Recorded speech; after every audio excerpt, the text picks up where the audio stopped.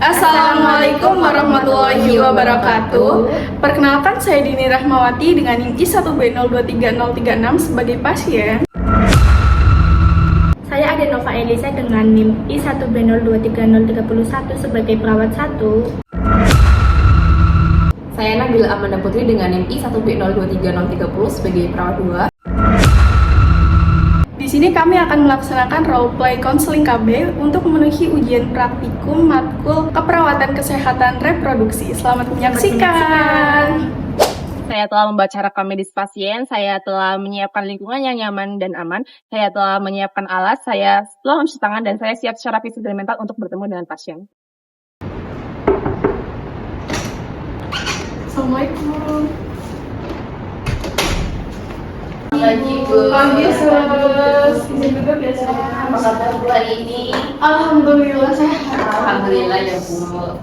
Baik, sebelumnya perkenalkan dulu ya Bu, saya perawat Nova dan ini rekan saya perawat Manda. Jadi di sini kami akan mendampingi Ibu pada konseling pagi hari ini. Bisa disebutkan dengan Ibu siapa, usia berapa?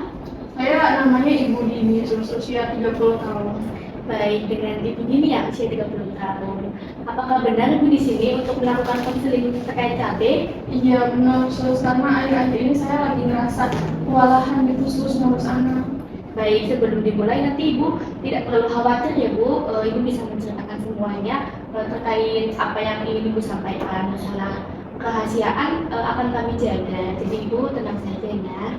Dan silakan Ibu bisa menceritakan semuanya kepada kami. Jujur ya sus, karena tadi kan saya udah bilang ya karena kewalahan ngurus anak gitu. Jadi saya tuh akhirnya pengen kayak fokusin dulu gitu loh ke kesehatan saya, juga saya pengen fokusin dulu juga buat anak saya agar anak saya itu juga bisa dapatin ASI saya dengan baik gitu loh sus. Tapi karena anak saya lumayan banyak, jadi saya merasa capek gitu sus. Di rumah nggak ada pembantu juga gitu, nggak terbantu. Saya paham sekali Bu. Kalau boleh tahu anaknya berapa Ibu? Anak saya ada 4 sus. Wah, 4 ya, biasa sekali. Yang terakhir itu usia berapa Ibu? 5 bulan sus. Oh, 5 bulan berarti Ibu masih menyusui ya sekarang? Iya benar banget. Jadi karena saya masih menyusui ya sus, jadi saya agak ragu gitu loh sus. Emang ada ya KB yang aman gitu buat ibu menyusui? Ya baik, jadi di sini nanti kami akan merekomendasikan beberapa pilihan KB yang cocok untuk Ibu menyusui. Jadi Ibu tidak perlu khawatir ya Bu, nanti Ibu cukup dengarkan saja dan nanti Ibu bisa menentukan pilihannya. Jadi menunda kehamilan ya Bu, karena jarak anaknya juga masih kecil-kecil, itu sangat bagus ya Ibu. Itu tuh penting untuk menjaga kesehatan Ibu dan perkembangan si kecil juga. Nah, sebelumnya apakah Ibu pernah pakai KB? Sebelumnya belum pernah sih sus, karena saya melihat tetangga saya ya sus yang sekarang KB juga, tapi dia tuh jadi makin berisi gitu loh sus. Nah jadi saya tuh takut. Ya, jadi saya pengen jaga badan juga kan ya sus. Iya. Apalagi saya masih ibu muda gitu ya mbak. Iya, pasti ini pada saat ini Bapak suami. Iya. Sus. Ini nanti kami bantu rekomendasikan ya Bu untuk KB yang sesuai dengan Ibu.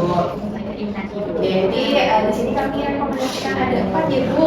Yang pertama ini ada suntik 3 bulan. Jadi ini tuh praktis karena suntiknya tuh cuma 3 bulan sekali Bu, dan dalam setahun itu berarti 4 kali gitu. Nah, tapi di ini juga memiliki kekurangan. Yang pertama tuh haidnya jadi kurang lama. Bahkan beberapa wanita yang pernah disuntik ini tuh tidak haid sama sekali. Nah, ya tadi kan Ibu cerita juga ya tangganya ada yang gemuk karena suntik KB. Nah, mungkin ini salah satunya karena suntik 3 bulan ini Bu, banyak juga yang mengeluhkan berat badannya jadi naik. Gitu. Dia juga pernah bilang sih sus karena suntik juga. Oh iya, karena suntik. Oke, mungkin nanti bisa jadi opsi yang lain ya Bu, kalau Ibu pengen yang badannya tetap ideal. Ya. Terus ini juga ada pil KB Bu, bentuknya seperti ini, nanti Ibu minum setiap hari. Jangan sampai lupa Bu, karena biasanya ngurus anak capek nih ya, lupa. Nanti ini jadi kurang efektif Bu kalau misal lupa, itu bisa kebobolan nantinya gitu. Tapi kalau sebelum tidur kan biasanya Iya, bisa ya. bisa. Yang penting setiap hari Ibu, nanti bisa bikin notes gitu setiap hari harus diminum. Terus ada juga implan Bu, itu tuh ada ada kayak semacam alat yang elastis itu fleksibel, nanti dimasukkan ke dalam ruangan bagian atas ini. Di sini Ya, berarti ya. dimasukkan ke dalam. Tapi sakit nggak sih sus? Itu untuk pemasangannya sepertinya kurang nyaman ya Bu, tapi nanti tetap dibantu dengan anestesi lokal seperti itu. Dan nantinya juga setelah pemasangan ibu bisa beraktivitas seperti biasa. Nah ini juga efektif sekitar 3 tahun Bu untuk jangka waktunya. Setiap 3 tahun sekali gitu sus. Yang bertahannya selama 3 tahun Oh, gitu. 3 sampai 5 tahun. Iya, 3 sampai 5 tahun. Nah, selanjutnya di sini juga ada IUD Bu atau spiral. Nanti itu seperti ini ya Bu. Oh, Nanti jadi yang dimasukin ke rahim itu ya sus? nah, iya betul sekali Bu sudah tahu ya. Jadi nanti dimasukkan ke dalam rahim dan itu cukup efektif Bu karena bisa bertahan sekitar 10 tahun ya. Lumayan ya sus. Iya, jadi cocok untuk ibu-ibu yang tidak ingin memiliki anak lagi seperti itu. Menunda agak lama seperti itu. Sudah banyak.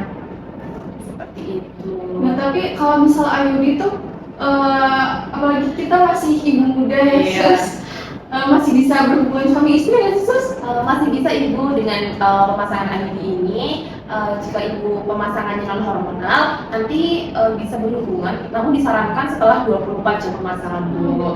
Ya, nanti ibu bisa beraktivitas, bisa menyusui, ibu bisa berhubungan suami istri seperti itu. Tapi lumayan lama juga ya sus, apalagi saya anaknya 4 gitu ya, Iya, jadi saya Bu. juga pengen agak nunda lama juga Oh, sih. iya. Istirahat dulu buat fokusin kesehatan saya, terus bayi saya juga ya sih mas. Ya, ini cocok ya Bu, karena anak-anak itu juga selisihnya cuma 1 tahun ya Bu. Iya. Jika 10 tahun lagi itu bisa ya Bu nanti bisa memiliki anak lagi. Tapi kalau misalnya ya sus, di tengah jalan saya tuh kepikiran buat ganti ke KB lain, apakah bisa sus? Karena kan itu masa berlakunya 10 tahun ya. Tentu saja bisa ya Bu, nanti semisal ibu berubah pikiran, ibu bisa langsung datang ke klinik saja, nanti akan kami bantu untuk proses pelepasannya. Baik sus. Itu ya Bu untuk penjelasannya. Apakah dari Ibu sudah ada kepikiran buat pakai KB apa? Sebenarnya sih saya lebih condong ke ini ya sus, IUD. IUD. Ya, karena kan saya udah cukup punya anak ya sus. Iya. Terus suami saya juga bilang saya kalau misal udah istirahat dulu gitu, Iya. saya juga pengen fokusin anak-anak bisa merawatnya Iya. artinya lebih ya. Suaminya sangat care sekali ya Ibu. Iya, tapi kebetulan tadi tuh nggak bisa nemenin Oh, saya sus, iya. karena masih kerja. Iya, iya. Jadi nanti kalau IUD itu di saat 1 bulan pertama sudah pemasangan, ibu bisa langsung kontrol, dan setelahnya itu bisa kontrol setiap 6 bulan sekali ya Bu. Tapi jika nanti di tengah jalan ada keluhan atau apa, ibu bisa langsung ke klinik saja. tak apa-apa. Mungkin saya nanti buat fixnya nanti saya bakal obrolin lagi ya Oh, iya, sama suami tidak saya. apa-apa. Iya. Baik. Berarti nanti kalau misal saya kontrol tuh sini lagi ya terus. Iya, boleh, Bu. Iya. Oke, mungkin nanti dibantu untuk pembuatan jadwalnya ya Ibu. Nanti saya kasih nomor kliniknya, nanti Ibu bisa menghubungi. Iya. Oke, jadi Ibu apakah sudah cukup atau ada yang disampaikan lagi?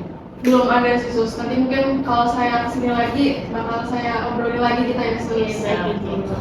Mungkin nanti ini juga bisa dibawa pulang ya Ibu, nanti diskusi. Oh baik sus. Terima kasih ya sus. Ya, sama-sama Ibu. Sehat-sehat ya anaknya, keluarganya. Amin.